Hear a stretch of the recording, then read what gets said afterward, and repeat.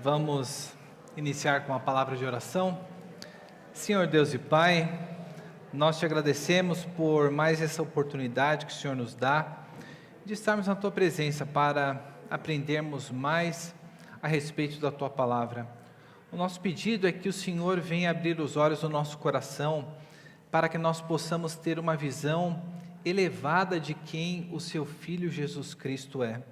Dá-nos uma visão a respeito da superioridade do teu Filho Jesus Cristo e que isto venha ter um impacto na nossa vida, Senhor, e que possamos viver em meio às dificuldades, perseverando na fé.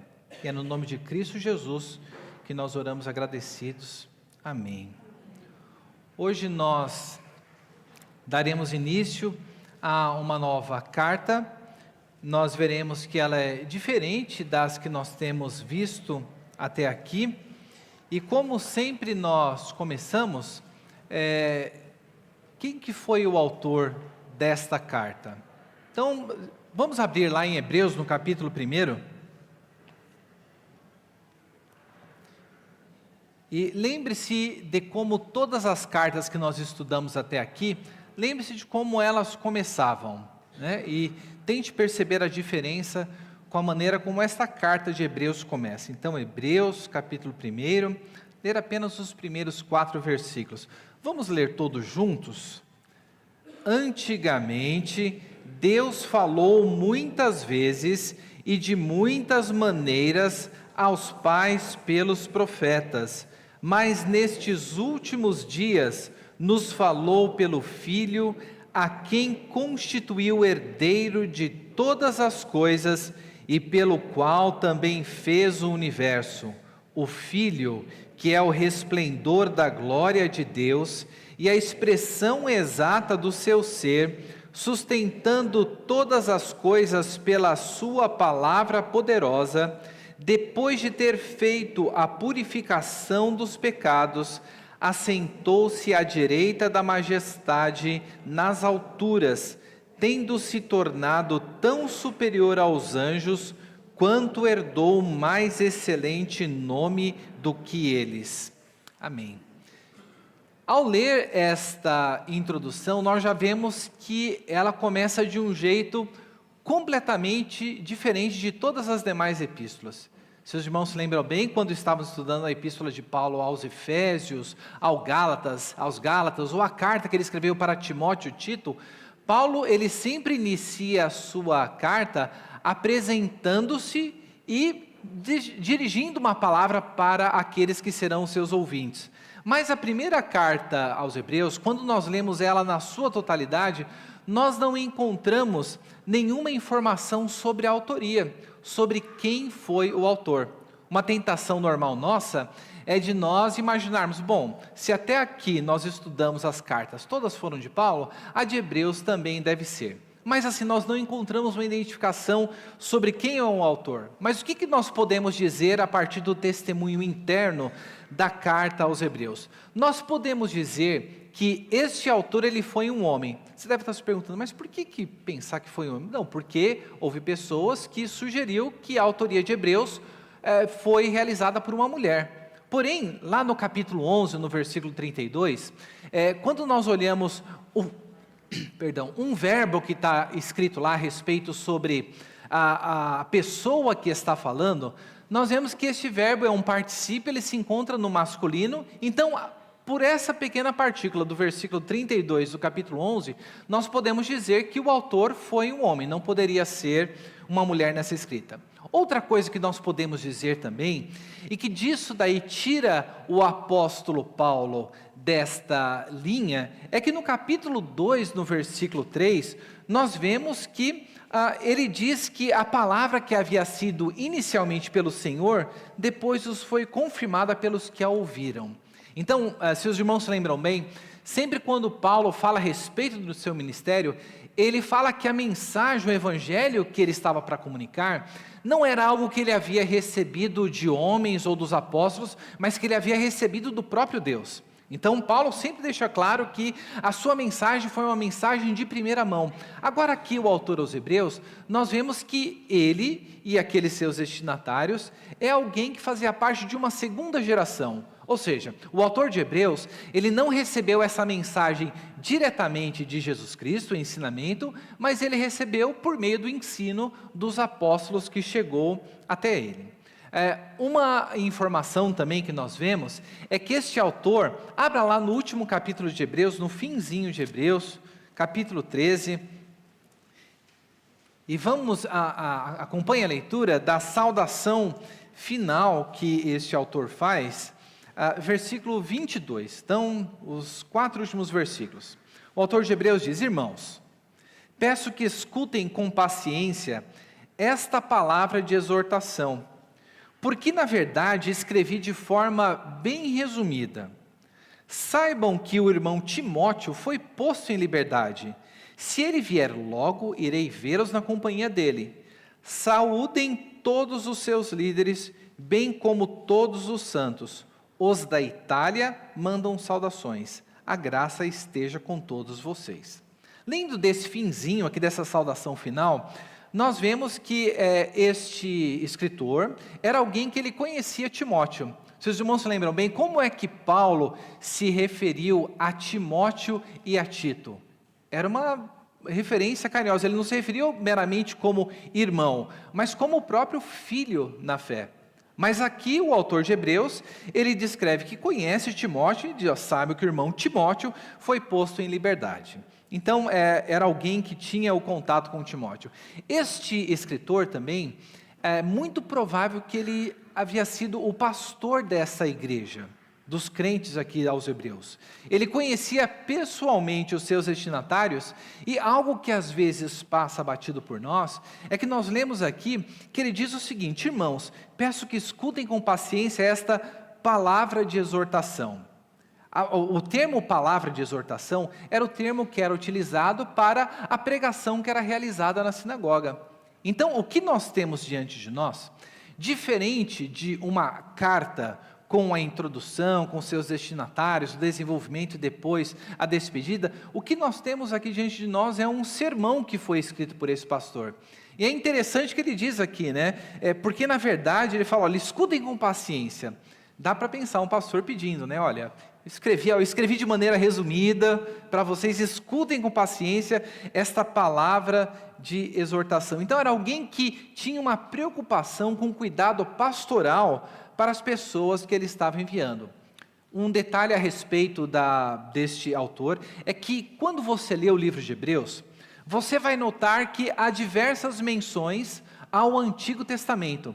Então nós temos menções do Êxodo, nós temos menções do livro de Levíticos. Então o autor de Hebreus, ele é alguém que é um profundo conhecedor dos escritos do Antigo Testamento.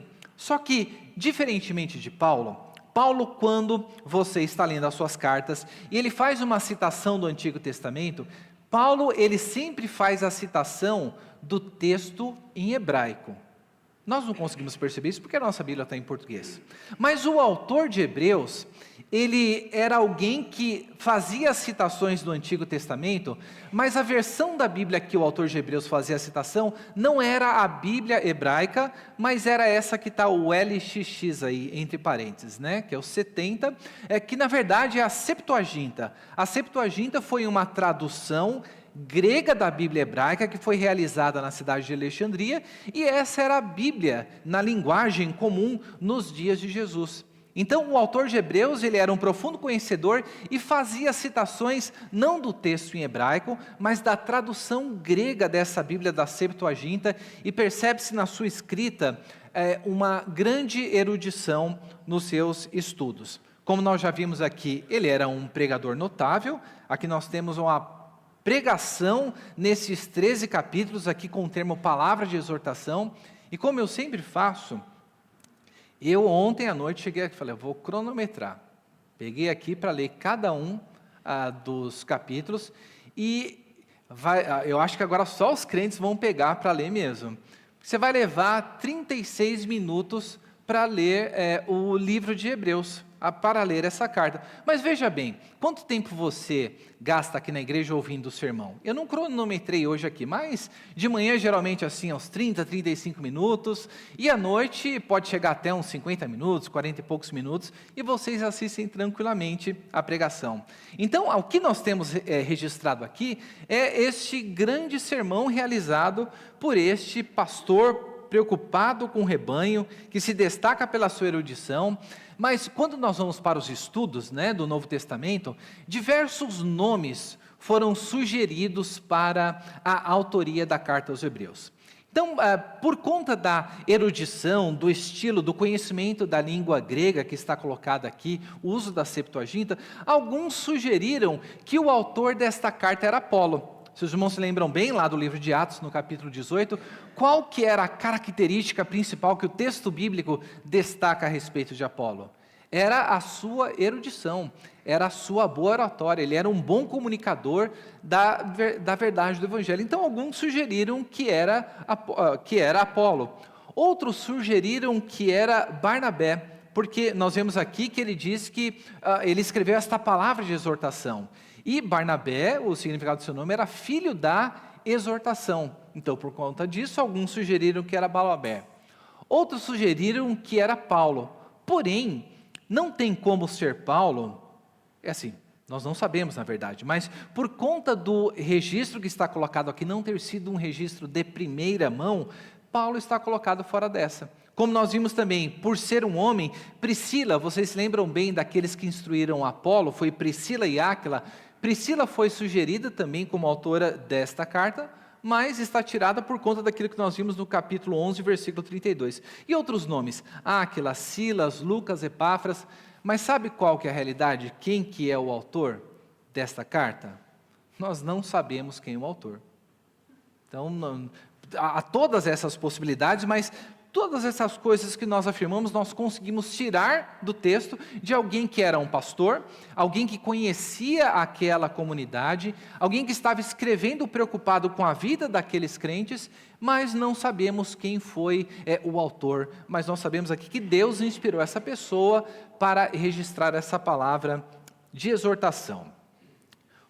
Se nós não sabemos quem é o autor, é muito provável também que você já esteja imaginando que nós não sabemos qual a data em que o livro foi escrito.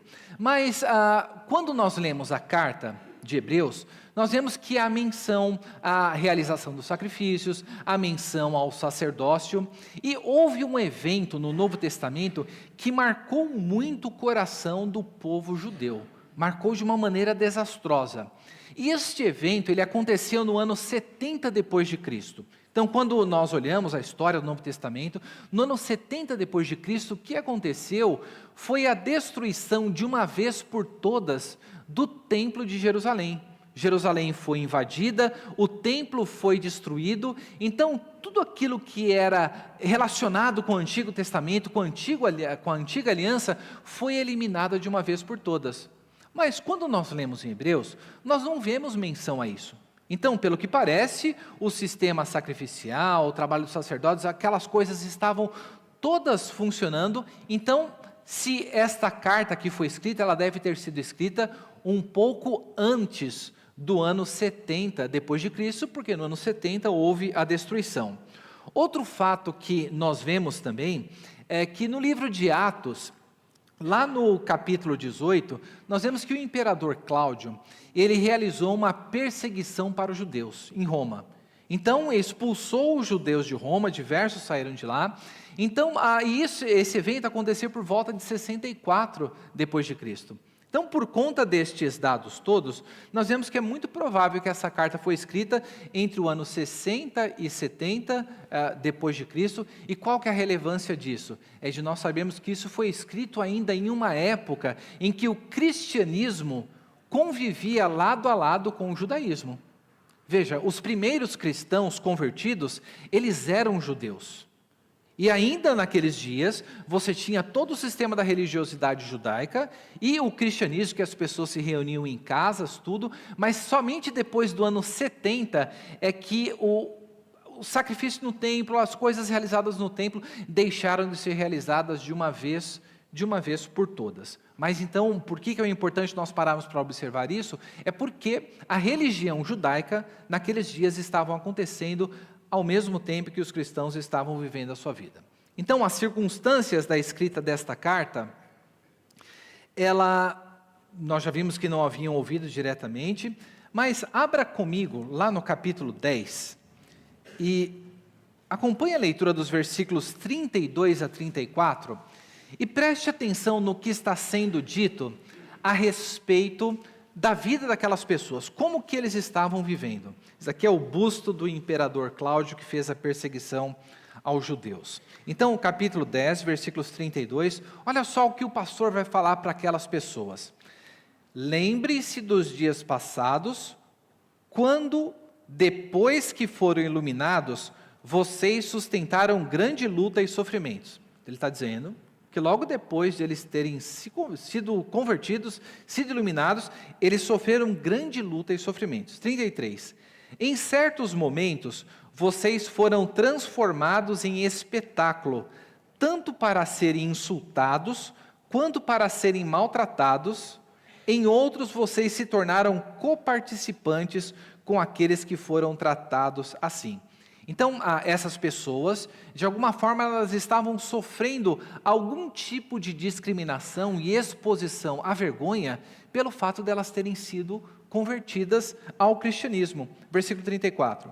Porque vocês não apenas se compadeceram dos encarcerados, mas também aceitaram com alegria o espólio dos seus bens, porque sabiam que tinham um patrimônio superior durável.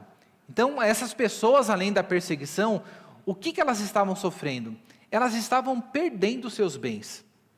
Veja, então a situação para a escrita da carta aos Hebreus eram de crentes que eram judeus, por isso o título da carta enviada aos Hebreus, nós não vemos na carta aos Hebreus nenhuma menção aos gentios, não tem menção nenhuma a gentios. Todas as referências ao Antigo Testamento.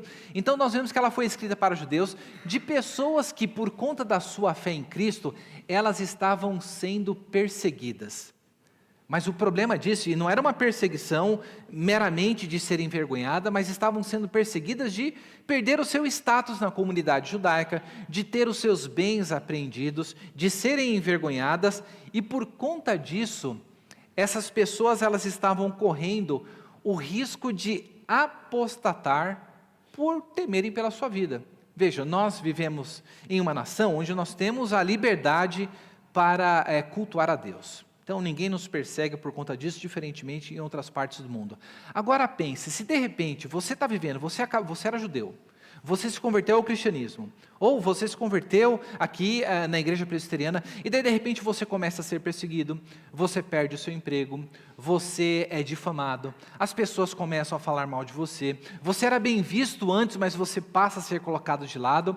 É bem capaz que muita gente pare para pensar e fale, poxa, mas a vida estava boa antes, né? Mas só foi eu virar crente que parece que tudo virou de ponta cabeça, essa dificuldade toda. Essas pessoas estavam temendo pela sua própria vida. Então o que elas estavam pensando? Ora, o cristianismo, ele veio do judaísmo. No judaísmo nós vemos que Deus, ele comunicou com a gente por meio dos profetas, ele entregou a lei por meio dos anjos. Nós temos ali Moisés, que foi aquele que conduziu o povo pelo deserto. Deus instituiu todo aquele sistema de sacrifícios no templo. Olha, quer saber? Eu acho que não tem nenhum problema eu continuar servindo a Deus, mas eu voltar ali para o judaísmo. Esse negócio de estar vivendo junto com Jesus Cristo está muito complicado. Então a tentação que essas pessoas elas estavam sentindo era de, por conta da sua fé em Jesus Cristo e por conta da perseguição, elas estavam se sentindo tentadas a voltar para a sua vida anterior, a voltar para a sua vida na antiga aliança, a voltar a sua vida para o judaísmo. E isso daqui nós veremos na carta aos Hebreus, é uma coisa terrível que aquelas pessoas poderiam fazer. Então, dentro da situação dessa perseguição, essas pessoas elas estavam se sentindo tentadas a abandonar o cristianismo, e esses crentes, provavelmente eles estavam situados na cidade de Roma. Como que a gente sabe disso? Nós lemos lá no final do capítulo 13, onde o autor dessa epístola fala que, olha, os da Itália mandam saudações para vocês. Então, olha, os conterrâneos de vocês, que estão aqui comigo, estão mandando saudações para vocês. Então, esses crentes, muito provavelmente judeus, que haviam se convertido ao cristianismo, moradores da Itália sofrendo perseguição por conta de servirem a Cristo Jesus. Então, essa é a circunstância que a carta aos Hebreus, ela traz. E às vezes a gente pode parar para pensar e falar, tá, mas o que isso daí tem a ver com a gente? Né? Nós servimos a Cristo Jesus. Servir a Cristo Jesus, quando tudo vai bem, é fácil demais, né? Porque é fácil você ser grato a Deus. Muitas vezes nós não somos pelas coisas boas que Ele nos dá, tudo, mas quando as coisas começam a ficar difícil, quando nós somos abandonados por amigos, quando nós somos criticados por parentes, quando a vida parece não estar indo tão bem quando nós achamos que ela deveria estar, muitos de nós acabam caindo numa incredulidade, de falar, olha, não está valendo muito a pena ouvir essas pregações aí não. Quer saber, olha, o pastor na pregação falou que Deus, Ele cuida dos seus filhos, mas eu não estou vendo muito isso na minha vida. Como uma consequência disso, para que eu vou viver uma vida tão santa, né? Viver uma vida me privando de tantas coisas, sendo que eu poderia estar lá com as pessoas que eu gosto, vivendo a minha vida normal. Então, acabam vivendo uma vida marcada pelo pecado. Então, diante desta realidade que nós, muitas vezes podemos fraquejar diante das dificuldades, das provações, a Epístola aos Hebreus, ela foi escrita para nós como um sermão, para nos apresentar uma imagem grande de Jesus Cristo. Então, a Epístola aos Hebreus, ela tem como propósito apresentar a superioridade de Jesus Cristo sobre tudo o que existe, sobre tudo que já foi revelado a respeito de Deus. E de maneira mais específica, o autor aos Hebreus, ele está escrevendo para aqueles crentes para dizer, olha, não façam esse negócio de voltar para o judaísmo, não se atrevam a abandonar Jesus Cristo, a trocar Jesus Cristo por qualquer coisa da antiga aliança, porque nesse sermão que eu vou colocar para vocês, então a carta aos Hebreus, o que o pastor vai falar? Dos capítulos de 1 a 2, ele vai apresentar para aqueles crentes que, olha, Jesus, vocês estão querendo voltar para o judaísmo, porque no judaísmo lá havia os anjos, e quando nós lemos no livro de Gálatas, do capítulo 3, versículo 19, nós vemos que lá é dito que a lei, os 10 mandamentos, foi entregue por intermédio de anjos. Então, olha, vocês não se sintam tentados a voltar para a sua antiga religião por conta dos anjos, porque Jesus Cristo é superior aos anjos. Capítulos 1 e 2. Nos capítulos de 3 a 4, o autor Hebreus vai apresentar que, olha, Jesus, ele é superior a Moisés. E por que é importante ele falar isso? Porque aquelas pessoas tinham em consideração que, para um judeu, uma das pessoas mais importantes, se não a mais importante, além da figura do Messias, é a pessoa de Moisés, que foi aquele com quem Deus falava face a face, aquele que foi o mediador e que conduziu o povo pelo deserto até a chegada e entrada na terra prometida. Então eles estão colocando, olha, Jesus, ele é superior a Moisés. Nos capítulos de 5 a 7, o autor aos Hebreus vai apresentar que Jesus, ele é superior ao sacerdócio. E ele vai mostrar que o sacerdócio de Jesus Cristo pertence a uma ordem diferente, uma ordem especial. Dos capítulos de 8 a 12, ele vai finalizar dizendo que Jesus, ele é superior aos sacrifícios. Ou seja, o sacrifício que Jesus Cristo realizou com a sua morte na cruz do Calvário é infinitamente superior aos sacrifícios que eram realizados continuamente no templo. Então veja, dos capítulos de 1 a 10, o autor vai apresentar para os crentes a superioridade de Jesus Cristo diante dos anjos, Moisés, sacerdotes e sacrifício.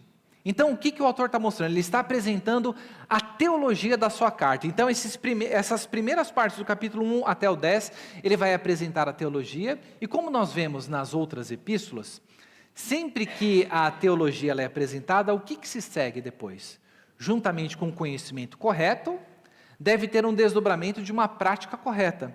Então, a maneira de viver dos capítulos 11 a 12, o autor aos Hebreus, diante daqueles crentes que estavam sendo perseguidos e que estavam sendo tentados a voltar para o judaísmo, ele faz um chamado à perseverança na fé. Então, ele fará isso daqui dos capítulos de 11 a 12, e por fim, nós vemos que sempre no final de cada uma dessas sessões, deste sermão, este pastor ele vai trazer uma advertência para aqueles crentes. Então, depois de apresentar que Jesus é superior aos anjos, ele vai fazer uma advertência para que eles atentassem para não serem negligentes com a mensagem que estava sendo transmitida para eles.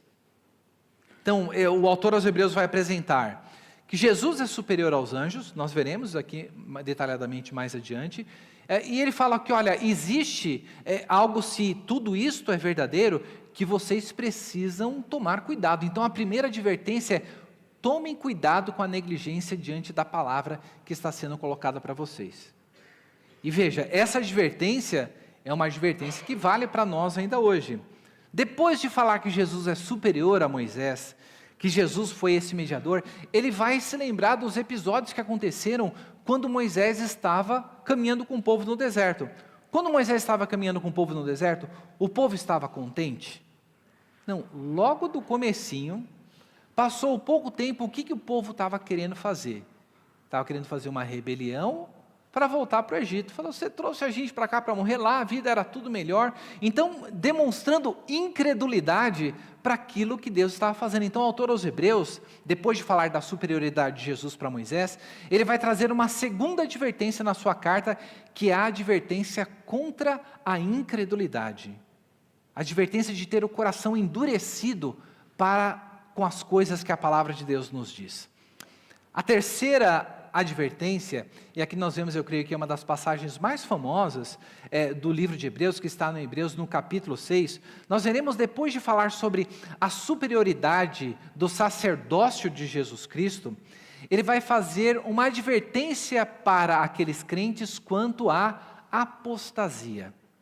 Então nós veremos aqui que dos capítulos de 5 a 6, ele vai fazer uma advertência falando sobre um perigo que uma pessoa que está dentro da igreja, que dentro daqueles crentes, que uma pessoa pode cometer. E este pecado da apostasia é um pecado para o qual não existe arrependimento.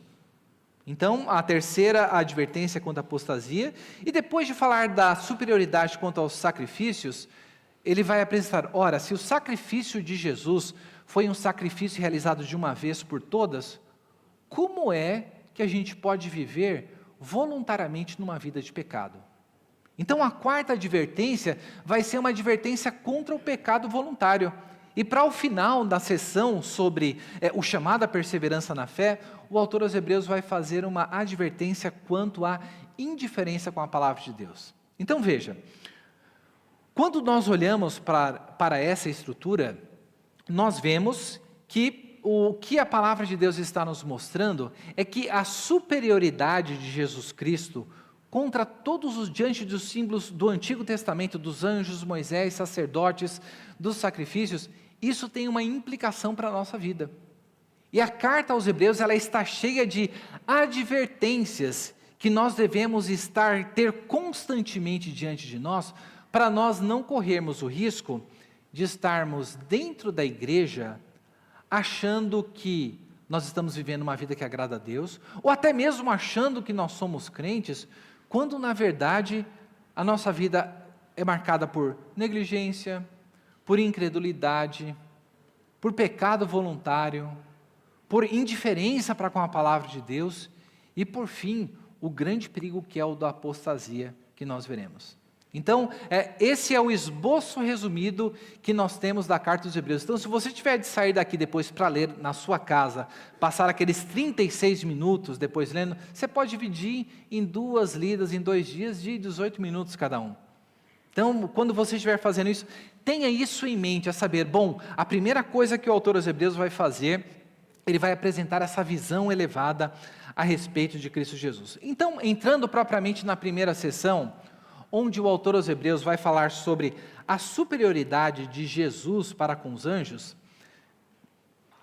ele vai começar a carta, diferentemente da maneira como as cartas são começadas, já falando a respeito de Jesus Cristo como sendo a revelação última de Deus. Então nós lemos aqui, dos versículos de 1 a 4, o autor falando, olha, no passado, Deus ele falou muitas vezes de diferentes maneiras para os nossos pais, por meio dos profetas. Mas ele diz, mas nesse último dia, ele nos falou por seu Filho Jesus Cristo. E o que o autor de Hebreus fala a respeito de Jesus Cristo logo aqui na abertura? Ele fala que Jesus Cristo foi aquele por meio de quem o universo foi criado. Então ele começa apresentando a pessoa de Jesus Cristo como o Deus Criador. Jesus Cristo foi aquele que criou todas as coisas. No versículo 3 ele vai falar que Jesus Cristo, ele é o resplendor da glória de Deus. Jesus Cristo é a expressão exata do ser de Deus. Ora, o que o autor de Hebreus está dizendo? Ele está dizendo que Jesus Cristo, ele é quem? Jesus Cristo, se ele é a expressão do ser de Deus, Jesus Cristo é Deus.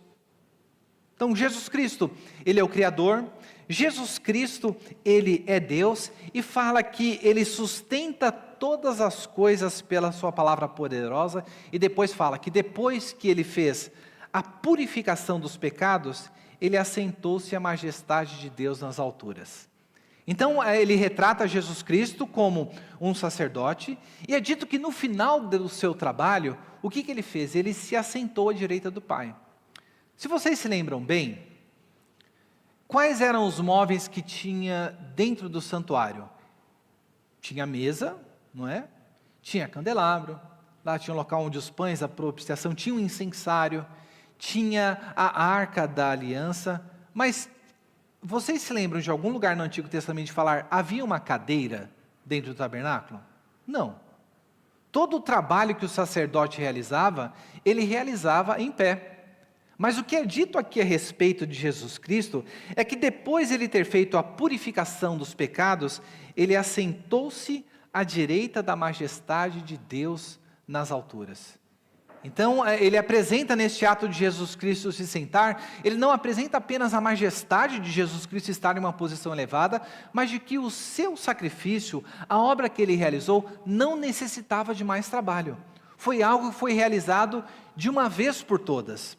E daí ele termina aqui no versículo 4, dizendo que por aquilo que Jesus Cristo fez, ele recebeu um nome que é mais excelente do que os anjos, tendo se tornado tão superior aos anjos, quanto herdou um nome mais excelente do que eles. Então veja, o autor de Hebreus começa apresentando para a gente Jesus Cristo como a revelação última de Deus. Ele apresenta que Jesus Cristo, ele alcançou um nome superior por conta da sua obra, mas a primeira coisa que nós precisamos guardar aqui, ter em mente, é que o autor de Hebreus está dizendo que nós não temos que buscar a revelação de Deus para a nossa vida em nenhum lugar além do que aquilo que nos é revelado no seu Filho Jesus Cristo. Quando a gente olha para o Antigo Testamento, Deus ele falava por sonhos? Falava. Deus ele falava por meio de anjos? Falava. Lembra lá do nascimento de Sansão, os anjos que foram até o Senhor, foi até Abraão. Deus ele falava por meio de aparições, de teofanias? Moisés na sarça ardente, Deus falava. Falava por meio de sonhos? Falou com José do Egito. Então nós vemos que no Antigo Testamento existem diversas manifestações de Deus falando com o seu povo. Mas todas essas formas de revelação, elas tinham um propósito de apontar para a revelação última de Deus. E o texto de Hebreus está dizendo que, olha, Deus ele falou de diversas maneiras, mas nos últimos dias ele nos falou por meio do seu Filho Jesus Cristo. E esse seu Filho Jesus Cristo, ele é o Criador do universo.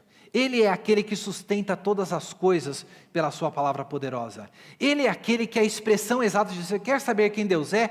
Olhe para Jesus Cristo, porque ele é a expressão exata do ser de Deus.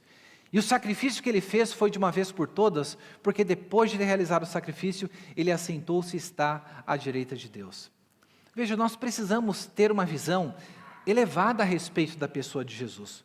Porque quando nós não temos essa visão elevada, às vezes nós corremos o risco de ficar buscando revelação de Deus onde não tem. Quanta gente aí, né, fica pensando, olha, Deus me deu um sonho, olha, mas falou de um tal jeito, ou eu vi, apareceu alguma coisa. Não, Deus, Ele é poderoso para falar de qualquer maneira? É. Deus, Ele pode hoje falar com alguém por sonhos, pode. Deus, Ele é soberano. Mas o que a palavra de Deus está nos dizendo é que nesses últimos dias, quais? Os dias para qual essa carta foi escrita e para os nossos dias, a revelação última de Deus para nós é a pessoa do seu Filho Jesus Cristo. E ele começa aqui dizendo que, olha, Jesus, ele é superior aos anjos e recebeu nome mais excelente do que eles. Então, na sequência do capítulo 1, nós não leremos tudo, nós veremos aqui um dos grandes trechos do versículo 5 a 14, onde a palavra de Deus nos fala a respeito do ministério dos anjos. E o que ela vai falar? O que os anjos são? Os anjos não são seres para serem venerados, não são seres para orações serem dirigidas a eles, mas os anjos são espíritos ministradores. A distinção que é feita aqui na Epístola aos Hebreus de Jesus para com os anjos é que Jesus Cristo é Deus. Tu és meu filho, eu hoje te gerei, é o que o autor de Hebreus está dizendo. E o que os anjos são? Os anjos são espíritos ministradores, mas algo interessante que é dito sobre o ofício desses anjos é que eles são espíritos ministradores, versículo 14, enviados para serviço a favor dos que hão de herdar a salvação. Então veja, os anjos são ministros de Deus, e é dito aqui que no trabalho deles, eles são enviados para trabalhar ou realizar serviço a favor dos que hão de herdar a salvação, a favor dos eleitos.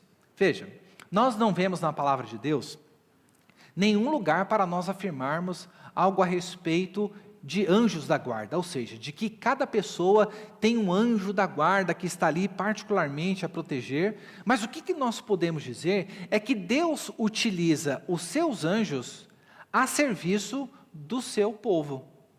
Embora nós não saibamos como, mas a palavra de Deus nos diz que Deus se utiliza desses seres espirituais para o quê? Para o serviço a favor dos que hão de herdar a salvação. Então, diante dessa distinção, o autor aos Hebreus, ele deixa bem claro, Jesus Cristo é o Filho e os anjos são apenas mensageiros. Então, diante disto, o autor aos Hebreus vai colocar a primeira exortação. E lembrando, por que o autor aos Hebreus está falando a respeito dos anjos?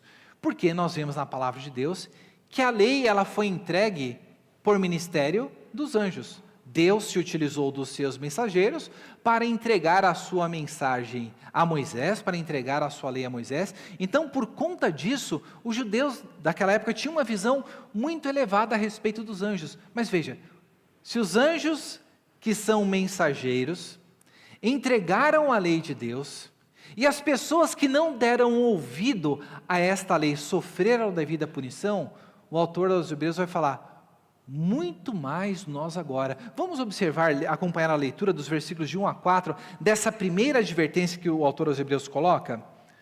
Então, diante da realidade que Jesus Cristo é superior aos anjos, versículo 1 ele diz, por esta razão importa que nos apeguemos com mais firmeza às verdades ouvidas, para que delas jamais nos desviemos.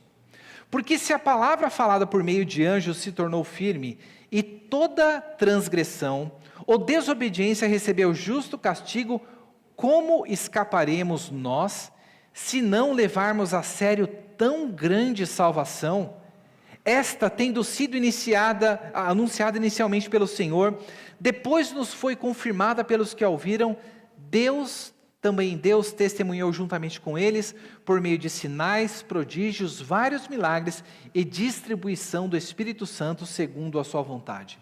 Então, a advertência que é colocada para aqueles crentes e para nós, é que nós não podemos achar que passaremos impunes, se nós não dermos ouvido àquilo que Deus fala a nós por meio da sua palavra. Veja, o povo de Israel deu ouvido à mensagem de Deus? Não deu. pastor estava pregando aqui hoje, na passagem de Deuteronômio 6, onde nós vemos ali sobre a importância de passar adiante para a próxima geração a palavra de Deus que está no nosso coração. Mas essa mensagem, o livro de Deuteronômio, ele foi escrito pouco antes do povo estar para entrar na terra prometida. Sabe quantas pessoas que saíram do Egito entraram na terra prometida? Só 2, Josué e Calebe. E isso daí aconteceu, ou seja, todos aqueles acima de 20 anos que saíram do Egito, eles morreram no deserto. E eles não morreram no deserto porque eles ficaram velhos, não, eles morreram no deserto por juízo de Deus. Eles deixaram de desfrutar do privilégio de entrar na terra prometida. Eles não perderam a salvação. Eles deixaram de desfrutar o privilégio de entrar na terra de Canaã. Observe só, Moisés foi salvo? É óbvio que sim, né? Então, quem que apareceu no Monte da Transfiguração, falando com Jesus, lá no Evangelho de Lucas? Moisés e Elias. Então, Moisés foi salvo. Mas vocês se lembram do episódio, quando Moisés ele devia tocar na rocha, e ele bateu na rocha, e ali ele disse, porventura somos nós que daremos para vocês algo a beber? O que Deus disse por conta dessa atitude? Não dele bater com a vara, mas dele achar que ele, Arão, poderia fazer alguma coisa. Por conta disso, você não vai entrar na terra prometida. Está vendo lá? Você não vai entrar lá. Então veja, Moisés queria entrar na terra prometida? Moisés queria muito, porque ele por 3 vezes intercedeu ao Senhor, e o que Deus disse? Não vai entrar. Não vai entrar por conta do quê? Por conta da incredulidade, por conta do orgulho de achar que era você que faria algo ao invés de Deus. Então veja, Moisés deixou de provar um benefício terrestre, que ele queria uma bênção terrestre, que era entrar na terra prometida, por conta de não ter dado ouvido à palavra de Deus. Veja, da mesma maneira essa advertência vale para nós, é que nós podemos deixar de desfrutar bênçãos terrestres por conta da nossa incredulidade, por conta de nós não darmos ouvidos à palavra de Deus. E Moisés é um exemplo perfeito disso. É alguém que foi um servo de Deus, foi alguém, que nós veremos aqui na carta, muito importante, alguém que tinha intimidade com Deus, mas que deixou de entrar na terra prometida, ainda que ele tenha sido salvo.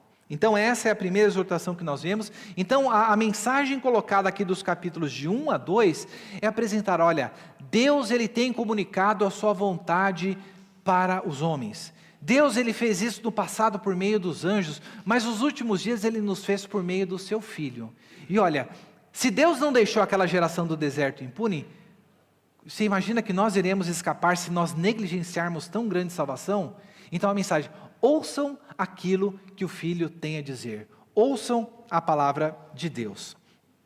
Porque esse Jesus, no capítulo 2, na sequência do versículo 5, nós vemos que ele é alguém, ali a partir do versículo 27, para nós não lermos tanto, ele fala, por isso mesmo era necessário que em todas as coisas ele se tornasse semelhante aos irmãos, para ser misericordioso, fiel sumo sacerdote nas coisas referentes a Deus, pois naquilo que ele mesmo sofreu, quando foi tentado, é poderoso para socorrer os que são tentados. Aqui o autor aos Hebreus coloca da semelhança de Jesus Cristo para conosco, que em meio às dificuldades que nós passamos, em meio às tentações, em meio às provações, Jesus Cristo passou por todas essas coisas. E por conta disso ele pode se compadecer daqueles que são tentados. Então, ouçam a mensagem do Filho de Deus, a advertência colocada no primeiro. Indo para os capítulos 3 e 4, o autor aos Hebreus vai apresentar para a gente que Jesus Cristo é superior a Moisés. E como que ele fará isso? Em primeiro lugar, ele vai mostrar para a gente ali no capítulo 3, não tem como nós lemos aqui por conta do tempo, que Moisés foi sim um mediador. Moisés foi sim um servo dentro da casa de Deus. Mas a diferença de Jesus para com Moisés é que enquanto Moisés era o servo, Jesus Cristo era o filho. Jesus Cristo é o filho. Então, o autor aos Hebreus, no versículo 6 do capítulo 3, ele coloca: Cristo, porém, como filho, é fiel em sua casa. Esta casa somos nós, se guardamos firme a ousadia e a exultação da esperança. Então ele coloca, olha, Jesus Cristo é o Filho. Nós somos essa casa. Moisés foi fiel na casa de Deus, uma referência ao povo de Israel. Mas ele coloca que Jesus Cristo como é o Filho, nós estamos ligados a Ele. Ele coloca, olha, esta casa somos nós, apenas se guardarmos firme a ousadia e exultação da esperança. E na sequência do capítulo 3, ele vai trazer à memória daquelas pessoas a atitude do povo de Israel. Ele vai mostrar, olha, não viva como essas pessoas. A segunda exortação que a carta aos Hebreus diz. Aqui ele vai falar, olha, tenham cuidado, irmãos, para que nenhum de vocês tenha o coração mau e descrente que o leve a se afastar do Deus vivo. Ele vai lembrar dos eventos relatados no Antigo Testamento, quando logo após o povo sair da terra da escravidão, do Egito, o povo se colocou em rebelião. Eles levantaram uma rebelião, eles queriam que Josué e Calebe fossem mortos, e eles queriam levantar líderes para retornar para a terra do Egito. Ali nós vemos que Deus, ele se ira com o seu povo, e Moisés vai ali interceder para com o povo. E nesse trecho aqui, os autores dos Hebreus, ele traz o perigo da incredulidade, da advertência. E ele fala que o perigo da incredulidade, ela está relacionada também com o endurecimento do coração. Veja, se Jesus Cristo é o Filho, se Jesus Cristo ele é superior a Moisés, e se nós guardamos com firme a ousadia e exultação da esperança, se nós permanecemos nisso, nós demonstramos que nós estamos com Ele, Ele coloca, tenha cuidado para na sua jornada você não viver uma vida de incredulidade. Qual que era o perigo que aqueles crentes que haviam se convertido ao cristianismo estavam correndo de voltar para o judaísmo? É o de ser incrédulo para com aquilo que a palavra de Deus falava. E tem um destaque aqui na Bíblia dizendo, hoje se ouvirem a sua voz, não endureçam o coração como foi na rebelião. Então, na segunda advertência que o autor aos Hebreus ele nos apresenta, depois de falar da superioridade de Moisés, ele fala, olha, Jesus Cristo, ele é aquele que é o dono da casa. Diferentemente do povo que se rebelou contra Deus e demonstrou incredulidade e um coração duro para com a sua palavra, hoje não tenha um coração duro para com a palavra que Jesus Cristo ele está comunicando. Então, depois de falar sobre a superioridade de Jesus para com Moisés, ele coloca essa advertência, e daí dos capítulos de 4 a 7, ele vai nos apresentar a superioridade de Jesus com relação aos sacerdotes. Veja, irmãos, isso aqui é um panorama apenas para vocês terem uma visão geral, não tem como nós descermos em todos os detalhes, então é importante que depois vocês peguem e façam a leitura desses trechos para ter a compreensão. Então, nessa sessão dos capítulos de 4 a 7, o que o autor aos Hebreus vai falar? É que o sacerdócio de Jesus, ele é superior ao sacerdócio de Arão e da sua família. Se os irmãos se lembram do Antigo Testamento, nós veremos que os sacerdotes, eles vinham de que linhagem? Da linhagem de Arão. Mas Jesus Cristo, ele era da tribo de Arão? Não. Era da tribo de Levi? Jesus Cristo era da tribo de Leão, da tribo de Judá, que a gente canta. Jesus era da tribo de Judá. Então veja, o autor aos Hebreus vem aqui a apresentar que o sacerdócio de Jesus Cristo, ele é superior ao sacerdócio da antiga aliança. E aqui há algo que é importante que nós podemos destacar, do que é dito a respeito do sacerdócio de Jesus. Acompanhe lá no versículo 14 do capítulo 4, uma passagem maravilhosa que fala a respeito do acesso que nós temos à presença de Deus. Qual que é a vantagem para a gente de Jesus Cristo ser esse sacerdote? 4,14. Tendo, pois, Jesus, o Filho de Deus, como grande sumo sacerdote, que adentrou os céus, conservemos firmes a nossa confissão. Porque não temos sumo sacerdote que não possa se compadecer por nossas fraquezas. Pelo contrário, ele foi tentado em todas as coisas à nossa semelhança, mas sem pecado. Portanto, aproximemo-nos do trono da graça com confiança, a fim de recebermos misericórdia e encontrarmos graça para ajuda em momento oportuno. Por Jesus Cristo ser esse sacerdote, o que nós podemos fazer? Nós podemos entrar diante da presença de Deus para buscar socorro e graça em momento oportuno. Então, Ele é aquele que se compadece de nós. Mas muitas vezes o que a gente faz? A gente se afasta e no momento oportuno, ao invés de buscar por misericórdia, encontrarmos graça, nós às vezes corremos o risco de cairmos em murmuração. E nesse trecho, no capítulo 5, uma exortação, a terceira exortação que é colocado aqui é a respeito à maturidade espiritual. Às vezes a gente está na igreja e parece que todas as vezes alguém tem que voltar e explicar as coisas básicas para a gente, porque a gente nunca lembra. O autor aos Hebreus, quando ele estava aqui no capítulo 5 falando a respeito do sacerdócio de Cristo Jesus, ele falando, olha, que Jesus Cristo, ele é sacerdote segundo a ordem de Melquisedeque, e ele diz que ele tinha mais coisas para falar para aqueles crentes, mas olha só o que ele diz, no versículo 11 do capítulo 5, a esse respeito, a respeito de Jesus Cristo ser sacerdote, segundo a ordem de Melquisedeque, temos muitas coisas a dizer, coisas difíceis de explicar, porque vocês ficaram com preguiça de ouvir. Veja, o autor ele para o sermão dele, e é como se ele falasse, olha, eu tinha um monte de coisa para falar aqui para vocês, e olha, são coisas que são difíceis, mas vocês se tornaram preguiçosos. Vocês não estão interessados em ouvir isso daqui. E ele fala, porque olha, pelo tempo decorrido, já era para que vocês fossem mestres. Mas vocês estão sempre precisando de alguém que repasse em todas as coisas. E ele coloca, vem falando que, olha, vocês são como que crianças, que ficam como que necessitando de leite, mas ele fala, olha, mas o alimento sólido, versículo 14, é para adultos, para aquele que pela prática tem suas faculdades exercitadas para discernir não somente o bem, mas o mal. Essa é uma advertência. Será que a gente precisa dessa advertência aqui quanto à maturidade? Eu acho que sim, irmãos. Porque veja, pensa só às vezes o tempo que a gente está servindo a Deus. E às vezes parece que a gente não tem de sempre estar explicando o básico. Então, você está assim vamos chutar, vai. Você está há 10 anos na igreja presbiteriana. E todas as vezes que o pastor vem batizar uma criança aqui, você fala, mas esse negócio de batismo de criança aí, isso eu acho que não está certo não. Ou então, está numa outra aula, faz de conta, vai uma aula sobre soteriologia. Olha, vocês foram eleitos antes da fundação do mundo. Já vem com esse negócio aí de uma vez salvo para sempre? Negócio de eleição? Acreditem, há pessoas que fazem parte da igreja presbiteriana que patinam nas doutrinas básicas ainda.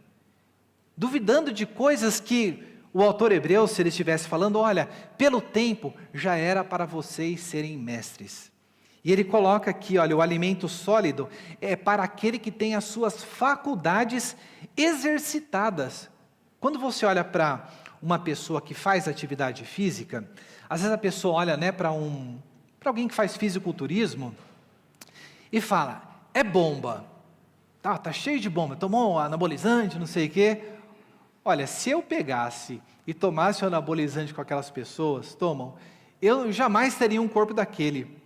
Porque para a pessoa ter um físico daquele, é necessário que ela tenha disciplina, que ela exercite o seu corpo, que não é um exercício que é em 1 mês, 2, não, são anos que a pessoa tem de exercitar o seu corpo para ficar com o físico daquele jeito.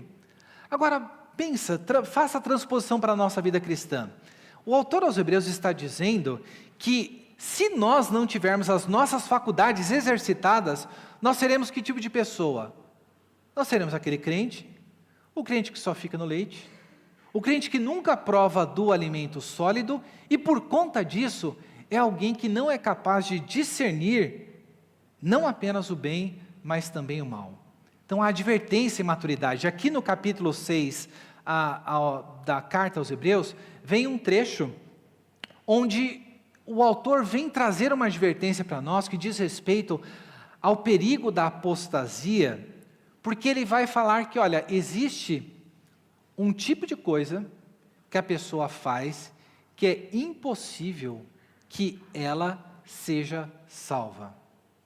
Então, no capítulo 6 de Hebreus, no versículo 4, nós lemos: é impossível, pois, que aqueles que uma vez foram iluminados, preste atenção nas coisas que serão ditas a respeito dessas pessoas da igreja, foram iluminados, provaram do dom celestial, se tornaram participantes do Espírito Santo, provaram a boa palavra de Deus e os poderes do mundo vindouro e caíram. Sim, é impossível outra vez renová-los para o arrependimento, visto que de novo estão crucificando para si mesmo o Filho de Deus e expondo-o à zombaria. Então a pessoa pega, lê esse trecho aqui e fala: tá aí, ó.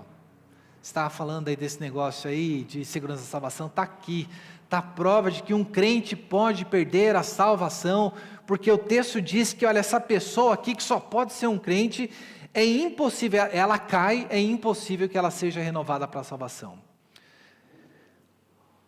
A gente comete esse tipo de erro porque a gente não lê todo o texto, né? Porque quando a gente continua lendo a carta, lembra, isso aqui era um pastor que estava escrevendo para uma igreja que estava sofrendo perseguição, crentes que estavam sentindo tentados a voltar para o judaísmo, mas esse pastor que conhecia os seus membros, olha só o que ele diz, versículo 9: quanto a vocês, meus amados, ainda que falemos dessa maneira, ou seja, de uma maneira dura, estamos certos de que coisas melhores os esperam, coisas relacionadas com a salvação. Então veja, ele está falando para aqueles crentes, ele diz: olha, eu tenho que falar essas coisas aqui para vocês, isso é uma advertência que vocês têm de tomar cuidado, mas olha, eu estou certo de que vocês possuem coisas que acompanham a salvação. Mas por que essa advertência para a gente ela é importante? Se ela não está falando sobre a perda da salvação, ela está falando sobre o quê? Ela está falando que você, qualquer um de nós, podemos correr o risco de estar dentro da igreja, achando que é crente. E pense nas advertências anteriores que foram colocadas, a estarmos negligenciando a palavra de Deus, e chegar um momento da nossa vida, depois de termos ouvido tudo, veja, as coisas que são ditas, que eu falei para vocês prestarem atenção, a pessoa que faz parte da igreja, então, ela fez a sua pública, foi batizada, fez a sua pública profissão de fé, está aqui dentro, veja, o batismo não salva ninguém, a pública profissão de fé não salva ninguém. Quem conhece o coração é quem? Somente Deus conhece o coração. Mas a partir do momento que a pessoa participou desse sacramento, ela foi colocada em um ambiente especial. Ela foi colocada em um ambiente da aliança. É isso que acontece com as crianças. Elas são trazidas para dentro deste ambiente. E nesse ambiente, quais são as coisas que elas experimentam?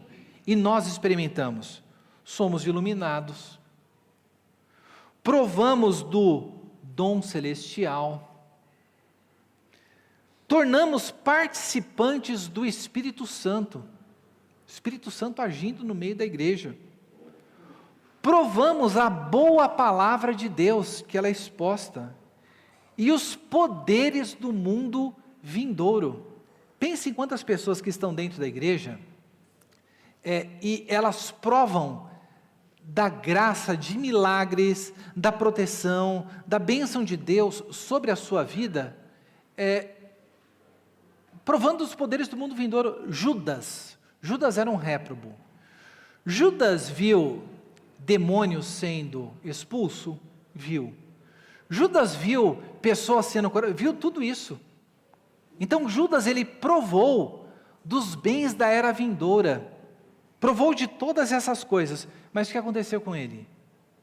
E caíram, e é dito sim, é impossível, que essas pessoas sejam renovadas, visto que estão crucificando novamente. Então o pecado da apostasia, não é um pecado que um ímpio comete.